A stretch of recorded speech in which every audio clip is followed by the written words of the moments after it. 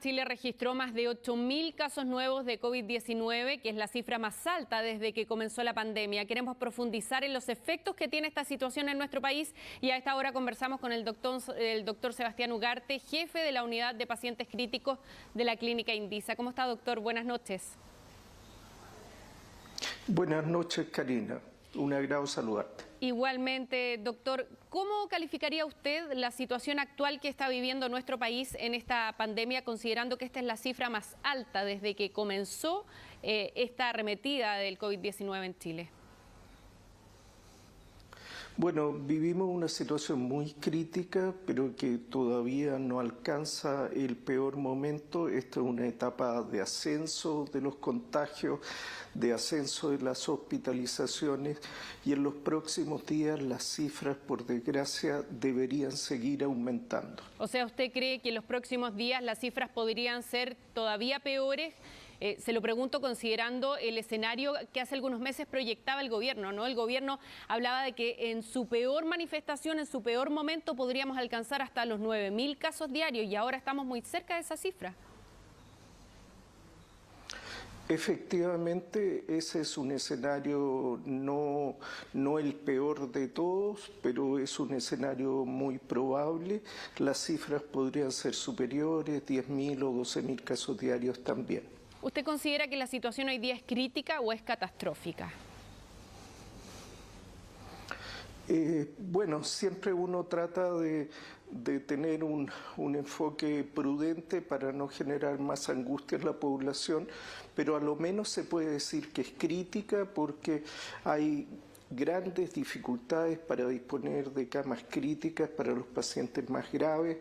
La cantidad de contagios no cesa, lo que significa que en pocos días más vamos a tener más pacientes, al menos un 2% de esos 8.000 pacientes en un cálculo rápido deberían demandar una hospitalización.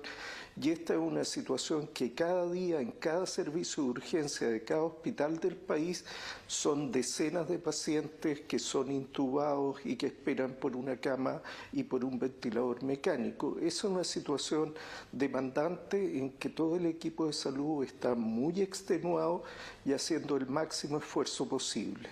Doctor Ugarte, considerando que recién ahora se dictaron medidas más restrictivas, ¿no es cierto?, como el cierre de fronteras, ¿esto implica que recién se van a ver resultados en 2-3 semanas más? ¿Todavía nos queda de aquí a 2 semanas los efectos de este periodo que estuvo sin esta medida?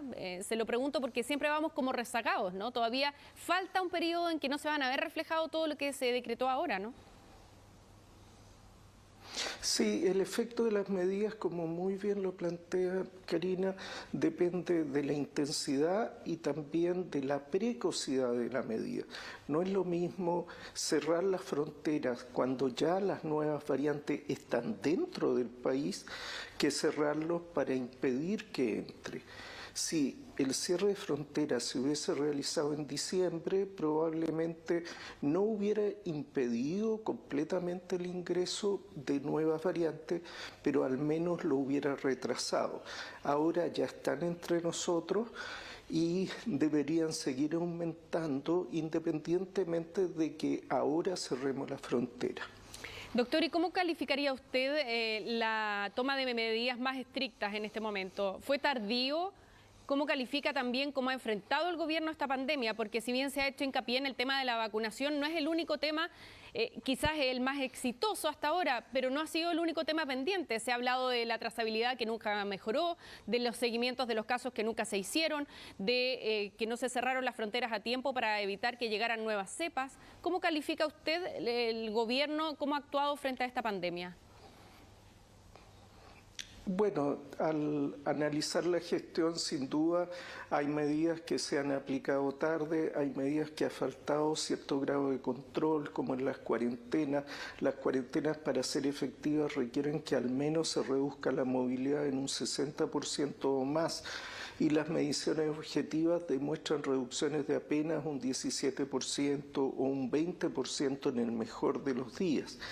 Sin duda la trazabilidad no se ha logrado y para una evaluación objetiva de la labor de la actual gestión de las actuales autoridades sanitarias hay que considerar aspectos positivos como la vacunación, pero también los aspectos negativos, deficitarios, que también producen un impacto. No es lo mismo una muy buena campaña de vacunación con cuarentena y no es lo mismo no poder identificar todos los contactos. Ese es el talón de Aquiles de la campaña contra la epidemia en Chile. Doctor, y muy breve, a su juicio, ¿por qué no se hizo esto que estaba al debe? Y hace un año que estamos insistiendo, toda la opinión pública, en que faltan estas medidas de trazabilidad y de seguimiento de casos. ¿Por qué no se han hecho? Bueno, probablemente existe una separación histórica entre la atención primaria, la atención secundaria y terciaria y el seguimiento epidemiológico quedó centralizado en la Seremi. Faltó una integración más activa en esa parte específica de la atención primaria y probablemente en el juego de muchas tensiones y peticiones intersectoriales, las decisiones que debían tomarse en otras áreas se tardaron más de lo necesario. Doctor Ugarte, le queremos agradecer esta entrevista, por supuesto esperando que se pueda marcar un cambio en lo que va en la tendencia de esta pandemia en nuestro país y que pueda haber también un cambio de conducta de las personas para que se cuiden más. Muchas gracias, que tenga buenas noches. Gracias, Karina, así esperamos todo y que todos nos cuidemos. Claro que sí. Muchas gracias, doctor Ugarte.